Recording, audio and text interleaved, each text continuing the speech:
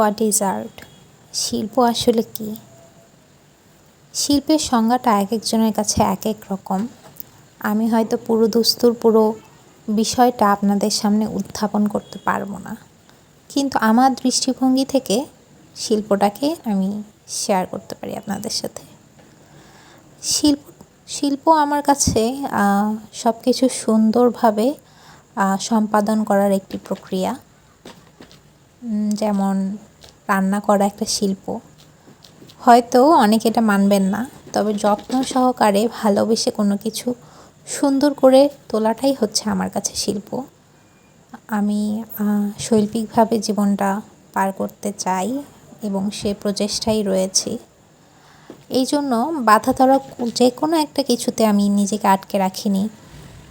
আমি কখনো সেলাই বুননের কাজ করি, কখনো ব্লক প্রিন্ট করি, কখনো ছবি আঁকি, কখনো শখ করে কিছু বানাই, কখনো কবিতা আবৃত্তি করি, কখনো গল্প পড়ি। এগুলো আমার ভালো লাগার অংশ, এগুলো আমার জীবনের অংশ। এভাবেই পার করছি। তবে আমার কাছে যা শিল্প আপনাদের কাছে হয়তো তা না, আপনাদের দৃষ্টিভঙ্গিটা আলাদা।